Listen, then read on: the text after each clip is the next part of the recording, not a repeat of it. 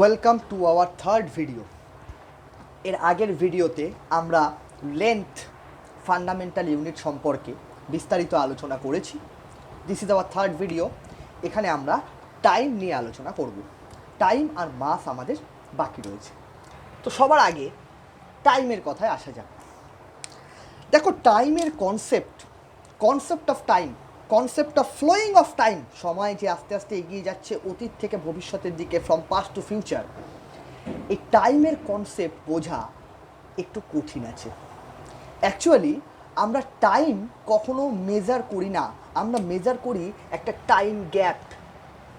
যে time gap is actually the difference between starting of an event and ending of an event.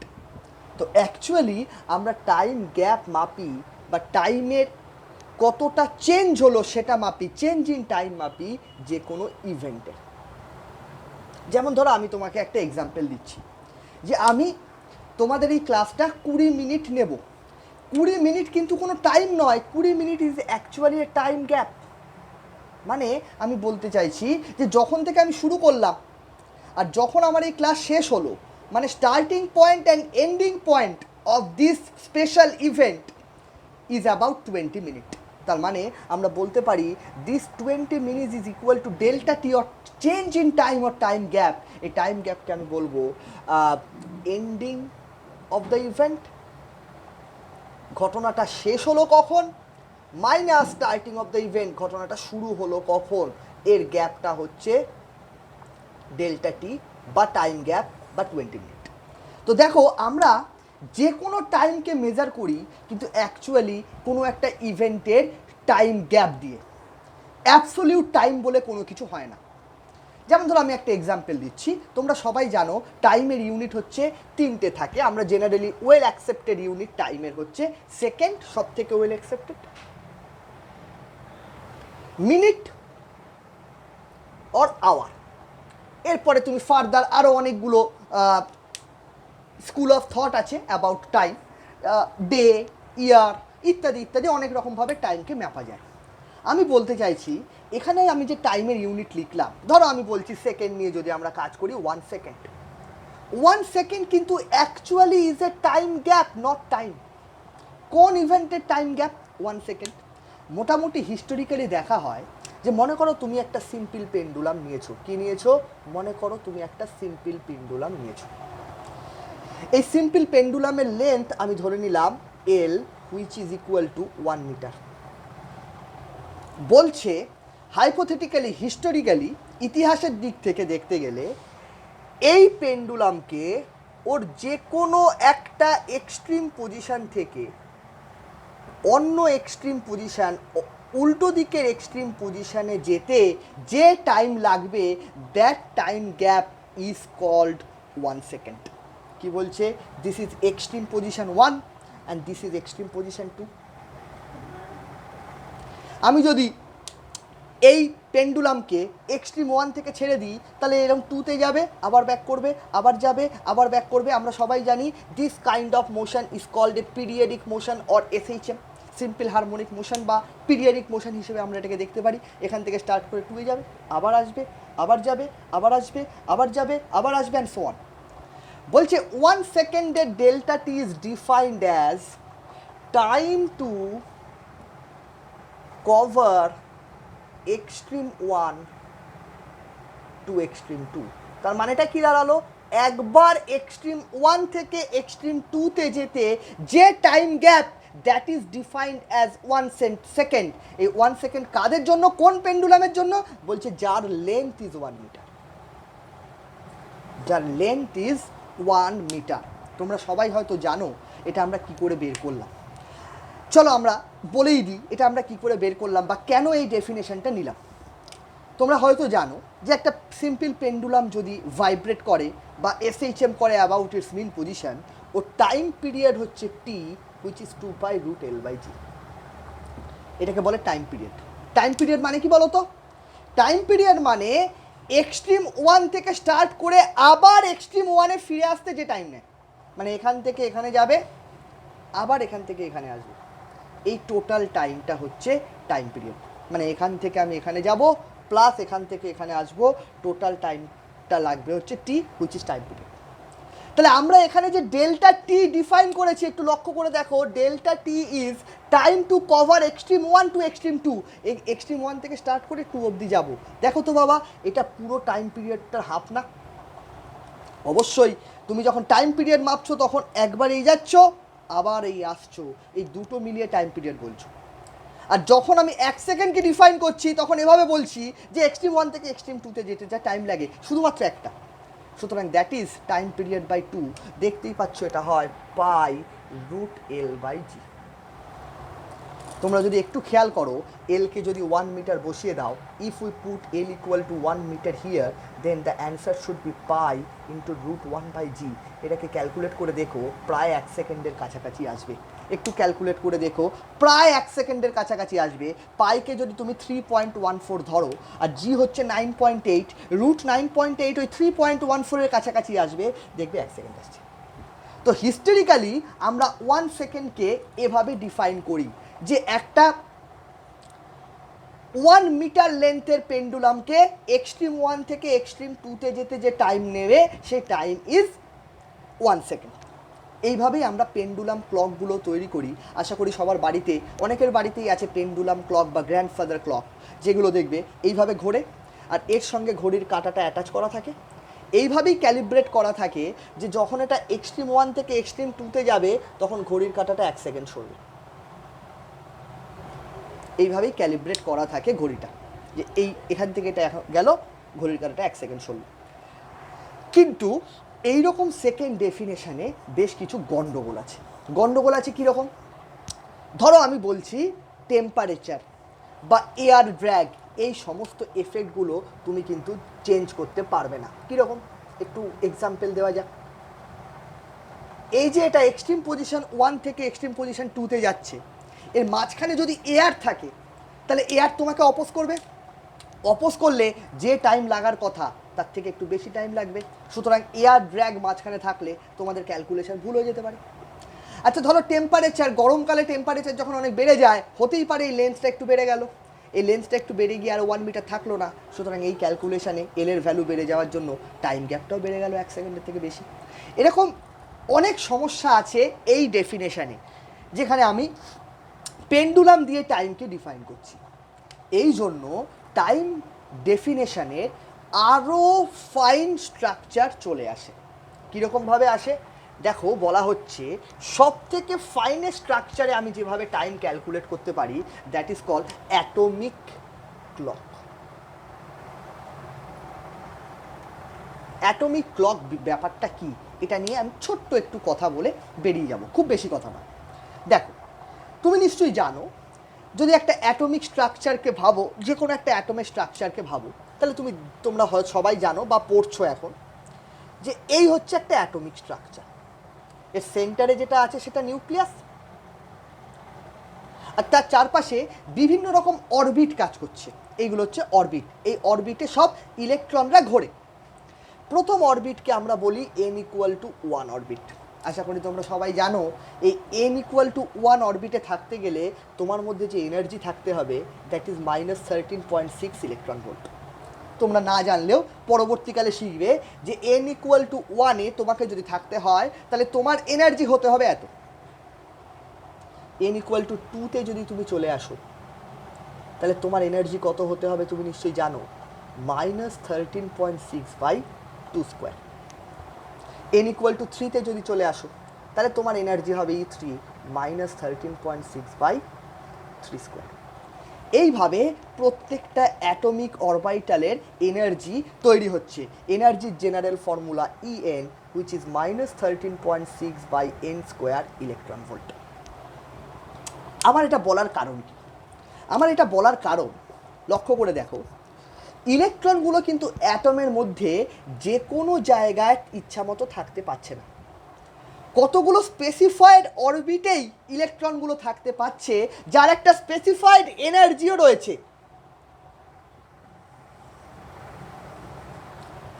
এই দুটো এনার্জির মাঝে যে কোনো এনার্জি নিয়ে কিন্তু ইলেকট্রন এখানে থাকতে পারছে না।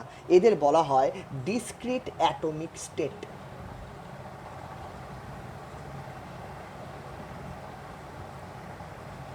তোমরা আরেকটু বড় হলে পড়বে বা এই বছরই হয়তো পড়বে, এই n ইকুয়াল টু ওয়ানেই কিন্তু ওদের স্টেট শেষ হয়ে যায় না।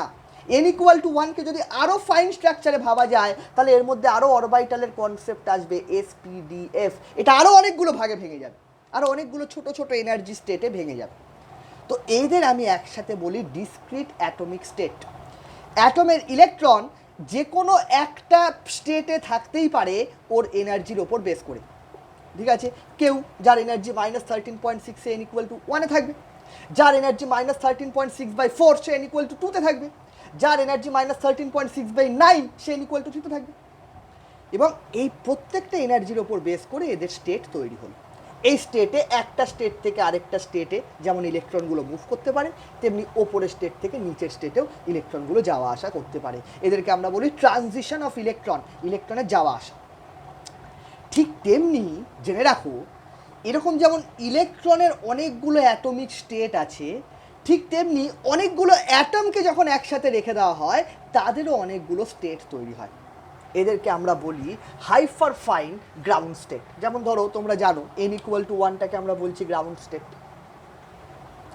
n ইকুয়াল টু টুটাকে বলছি first excited state, n equal to থ্রিকে বলছি সেকেন্ড এক্সাইটেড স্টেট, এভাবে আমরা ক্রমশ আঁকি। তো এরকম অ্যাটমেরও বিভিন্ন রকম হাইপার ফাইন গ্রাউন্ড স্টেট থাকে। দেখো অ্যাটমেরও বিভিন্ন রকম হাইপার ফাইন গ্রাউন্ড স্টেট থাকে।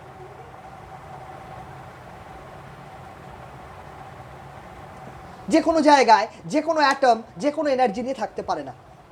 অ্যাটমের মিক্সচারের মধ্যেও তোমাকে যদি অ্যাটমগুলোর এনার্জিকে মাপো তাহলে দেখবে ওগুলো বিভিন্ন রকম আলাদা আলাদা স্টেটে ভাগ করানো আছে।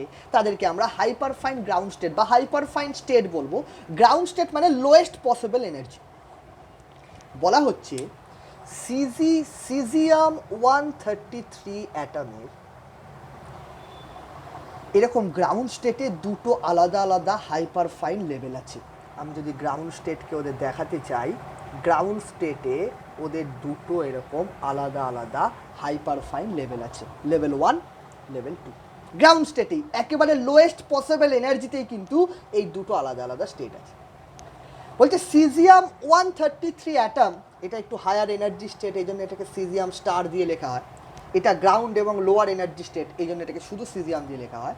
বলছে সবসময় কোনো সিজিয়াম অ্যাটম এই 2 থেকে 1 স্টেটের মধ্যে ভাইব্রেট করে অলওয়েজ। কখনো এটা 2তে যায়, কখনো এটা 1-এ আসে, কখনো এটা 2তে যায়, কখনো এটা 1-এ আসে। এই কনস্ট্যান্ট ভাইব্রেশন সিজিয়াম অ্যাটমের মধ্যে চলতে থাকে। বলছে এটা আমি তোমাদের দেখে দেখেই লিখছি, তোমাদের বলার মনে রাখার কোনো প্রয়োজন নেই। বলছে 9192.6 এতগুলো ভাইব্রেশন হতে যে সময় নেয়, ভালো করে শোনো, একটা সিজিয়ামের গ্রাউন্ড স্টেটের হাইপার ফাইন দুটো স্টেটের মধ্যে একটা সিজিয়াম অ্যাটম এতগুলো ভাইব্রেট করতে যে টাইম নেয়, the time gap is defined as 1 second. বোঝাতে পারলাম সবাইকে? তাহলে তোমাদের কাজ সিজিয়াম অ্যাটম নেব। এই সিজিয়াম অ্যাটম নিজের গ্রাউন্ড স্টেটের হাইপার ফাইন স্ট্রাকচারের 1-2 মধ্যে ভাইব্রেট করছে। এই স্পেশাল এতগুলো নাম্বার ভাইব্রেট করতে ওর যে টাইম লাগছে সেই টাইমটাকে আমি বলছি 1 সেকেন্ড। এটা কিন্তু আগের যে প্রসেসটা বললাম তার থেকে অনেক বেশি স্টেবল আর তার থেকে অনেক বেশি অ্যাকিউরেট হলো। কেন হলো? তার কারণ হচ্ছে যে কোনো টেম্পারেচার, যে কোনো প্রেশার, যে কোনো কন্ডিশনে তুমি সিজিয়ামকে নিয়ে যাও, ওর ভাইব্রেশন কোনো রকম চেঞ্জ হবে না। ওর অ্যাটমিক ভাইব্রেশন ইন্ডিপেন্ডেন্ট ফেনোমেনার মতো থাকবে। তোমরা সবাই লেখো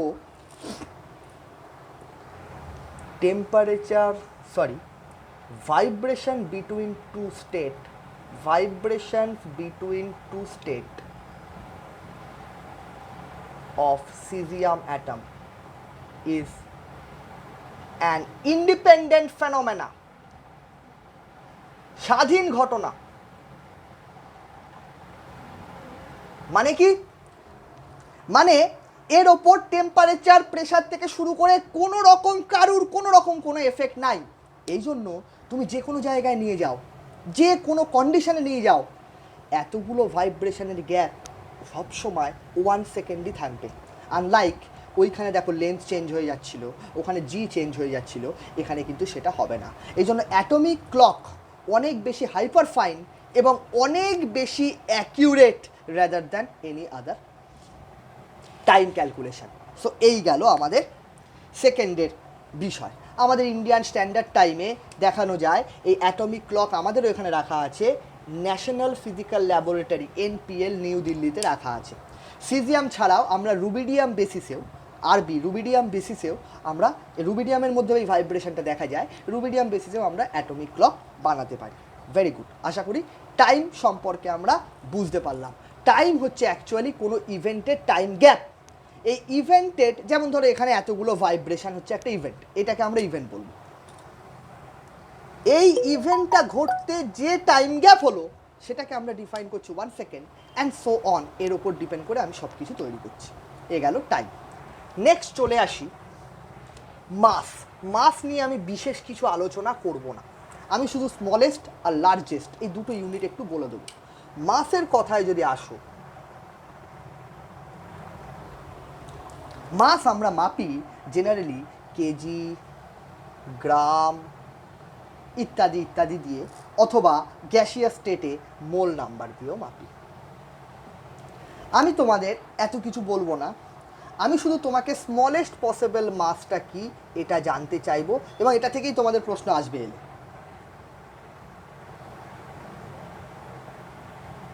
লেখো সবাই, smallest possible unit of mass হচ্ছে 1 AMU। কি বললাম? 1 AMU। AMU মানে atomic mass unit.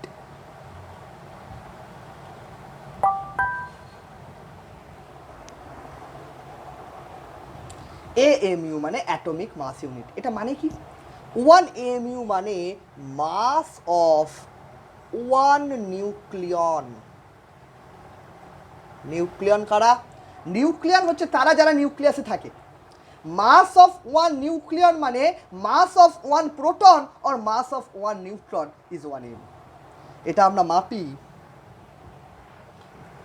1 C12 atom mass by 12।